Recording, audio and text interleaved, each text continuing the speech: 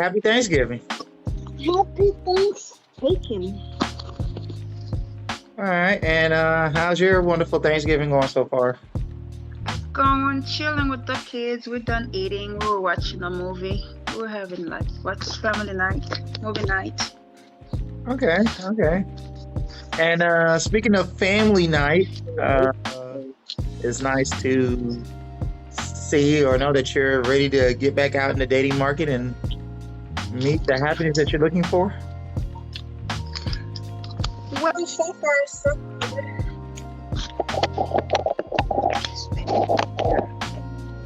All right. Can you hear me now? yeah, I can hear you. Okay. Yeah. Well, I'm still learning the person. Um, Looking forward to meet you in person. Okay.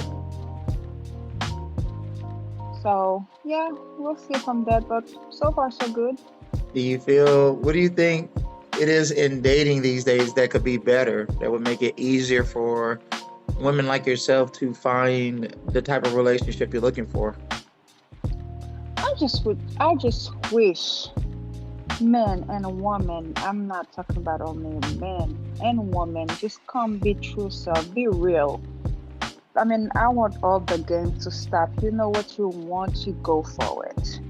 If you don't want it, don't pretend and playing game, hurting others' feelings because heartbreaking is not a joke. So it's just be your true self.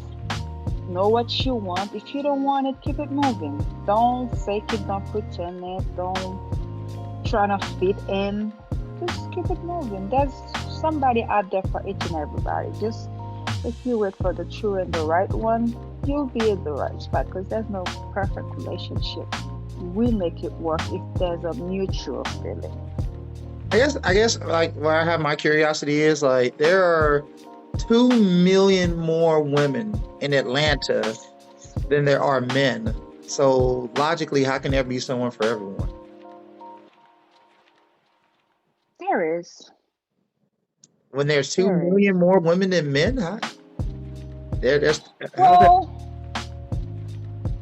you know what I say there is around of 2 million women. There are some men and women that are with each other. They are not for each other. Does that make sense? What about the ones that aren't for each other? Is it fair to say that most people want to be happy with each other? Well, if they the ones that are with each other, I mean they are happy, they stay happy. But the one, a lot of them are together. They are not for each other, and they just don't want to give up, but they know that they are not each for each other. But I thought that's the key of a relationship, right? To make it work, to find a way to, to stick together until, because sometimes, like you said, especially as long as I was married, what I'm saying, you're going to have rough patches. Things are going to get difficult. It's not going to always be easy, but the value of building a strong relationship is making it work, right? Sometimes you force something that was not meant to be become toxic. You What do you, try. what do you mean It for? depends. What do you mean? I guess what do you mean by force? Because if you look at our grandparents, I mean, they went through a lot of trials and tribulation. They forced it to work, and then they did make it work. I mean, there's no such thing as a perfect relationship where it's going to always be happy. There's never going to be drama, and it's always going to be positive. You see what I'm saying? What I've learned from our grandparents growing up in Haiti, I mean, there's a saying in Haiti, you cover your nose and you swallow the dirty or the stinky water. A lot of our grandparents, they just ignore things. A lot of them, I mean, marriage is not perfect. Yes. I was looking at this couple in Haiti I've known. They grew up, I mean, I was in the same church in Haiti. I grew up Seventh Day Adventist, which I'm still am. Um, that guy was cheating on that wife like crazy with all kind of different church member outside of church member. I was looking at their picture the other day. Their kids brought them to United States. They still hanging there. But you don't think the wife knew? She knew. She just ignored it. This is the thing about society nowadays. Society nowadays, they just quit. They don't like the challenge. They just quit. I mean, you just say you just spell the act wrong and they just move away. Before I walk away, I fight. But at the same time, while I'm fighting, I'm watching my sanity. If it's not worth the fight, I will not fight it. But if I feel like it's worth it, I will. Yeah, because I think sometimes we always only hear that one-sided, what I call a false narrative, because most black couples who are married in America, especially if it's a marriage longer than 5 years, are successfully married. How come we don't hear more about the happy marriages? Because obviously for us to be 14.2% of the population, has to be a heck of a lot of happy black families together. How come we don't hear more about those? Because there are a lot of them. You know, funny thing you say that. I know this guy on Facebook, he's Haitian like me. He kept sending me message. Then eventually I replied back to him. I mean, straight from Messenger. I didn't know him. He never knew. We never met or anything. He just saw my profile on Facebook through somebody that I know he knows, but mutual friend. And he kept sending me message. While he was sending me message, honestly speaking, I was being rude because first of all, he didn't have no profile pictures. I don't know you. You just keep coming to my account and asking me question. Eventually, I talked to him. I said, okay, you keep sending me message. I keep ignoring you. Can you leave me alone? Then after we start talking, he sent me pictures, stuff like that. Okay, we become friends. He explained me his situation.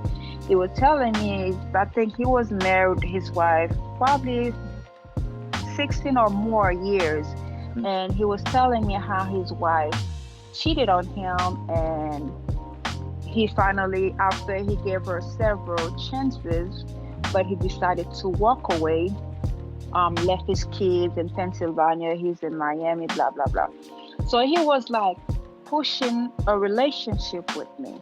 And after I explained him my situation, and for some reason he fell in love. I said, okay, I understand you are in love, but there's always two sides of the story. You told me the side of the story, but your wife did not tell me the side of her story. I told you the side of my story.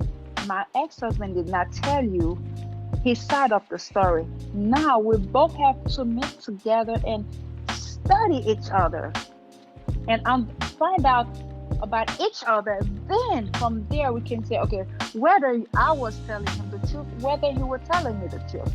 And after I had that conversation with him, he just stopped talking to me. But what I'm saying is, how come, especially like in the black community, we don't hear talk more about the positive relationships? Because there are millions of positive, good, happy black families. It's almost like, because I talk to a lot of men and they're like, all I always hear about is women talk about the bad relationship. What about the good relationships? I mean, most women that I've spoken to, they have parents. So if they have parents, that means they have an example of a positive, happy, loving relationship. Why not? I mean, shouldn't we be using those as an example of what specifically the black community looks like as far as a good relationship?